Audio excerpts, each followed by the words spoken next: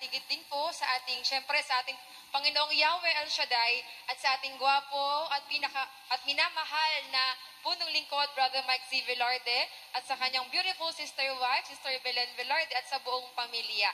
Pinagpalang gabi po sa ating lahat. Tunay po, kapatid ko kay Kristo, alam niyo po, sa ating inawit, 1 plus 1 equals 3, kasama natin ang ating Diyos. Ako po pala, si Sister Chona Manalo, isa po sa first graduate din po sa College of Divine Wisdom, at sa biyaya po ni Lord, naglilingkod po as service volunteer disciple dito po sa kanyang ubasan. Ito pong inawit natin kanina, 1 plus 1 equals 3, isa po ito sa mga favorite song ko, and ito po ang aking encouragement every time na ako po ay lumalabas sa aming bahay at humahayo.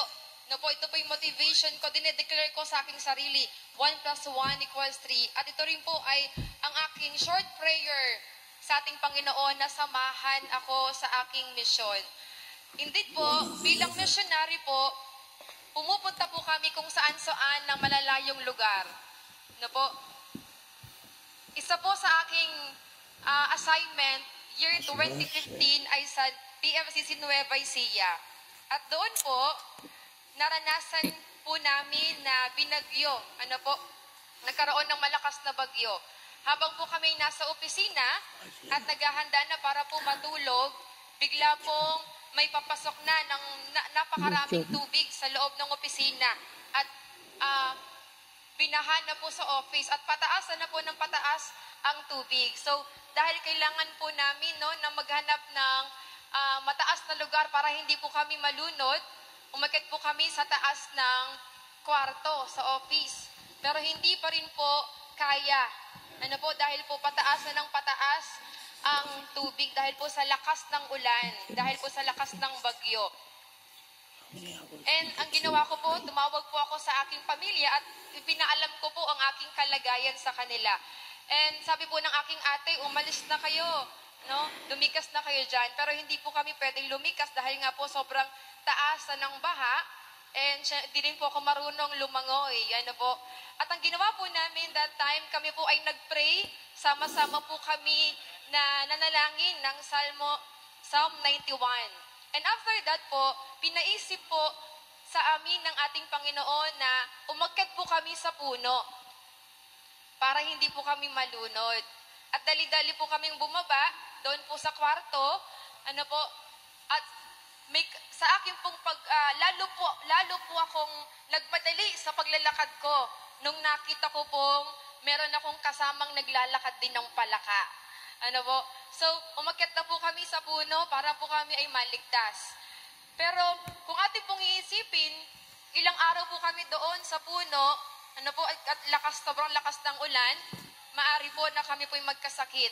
Pero dahil lang ating Diyos ay Diyos na kasama natin, Diyos na hindi niya pinababayaan ng kanyang mga lingkod, ang himala po, yung puno na yon, meron po siyang malaking kubo sa taas. Kaya naman, hindi po kami nabasa, hindi po kami nagkasakit, at kami ay pinoteksyonan ng ating Panginoon. Tunay po, sabi sa salita ng ating Panginoon, dumaan man tayo sa ilog, hindi tayo malulunod dahil kasama natin si Yahweh El Shaddai. At ito pa po ang biyaya, ang ating Diyos, hindi niya ginugutom ang kanyang mga lingkod. Dahil sa ilang araw po na kami ay nagstay doon sa office, hindi po sa puno, sa kubo, hindi po kami nagutom. Dahil doon po, meron pong nakaprepare na tubig na inumin, maraming galong tubig po at maraming mga delata. Indeed po, ang Diyos ang magkakaloob ng pangangailangan ng kanyang mga lingkod. And isang patotoo pa din po, kapatid ko kay Kristo, nung ako po ay pinadala ng ating punong lingkod sa Macau, bansang Macau, para po ako ay maggayag ng mabuting balita po roon as guest speaker dahil po anniversary ng mga kabataan doon.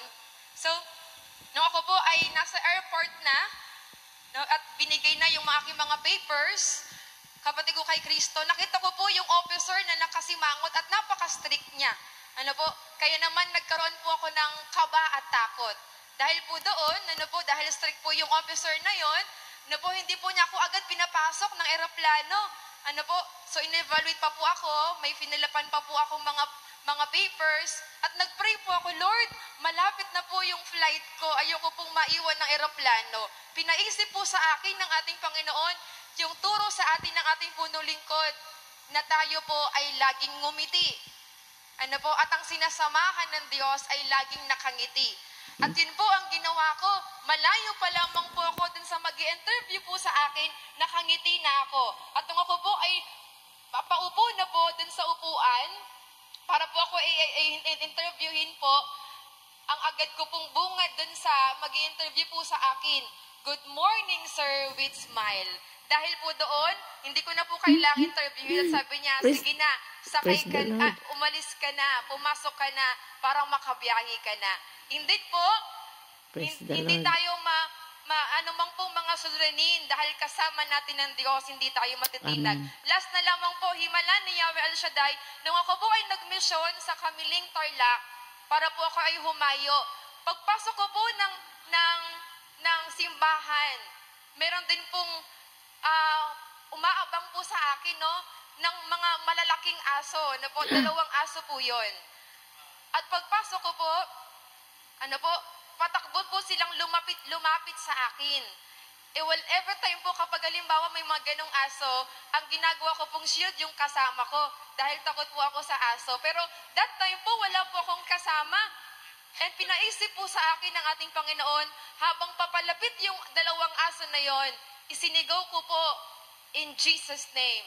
Yun lang po yung aking binigkas. Alam niyo po, yung dalawang aso na yon, lumayo. Yung isa po napahiga na lang. Yung isa hindi na makagalaw. God. Indeed, sinasamahan tayo Amen. ni Yahweh El Shaddai. To Praise God God. be the highest glory. Amen, amen. Praise God.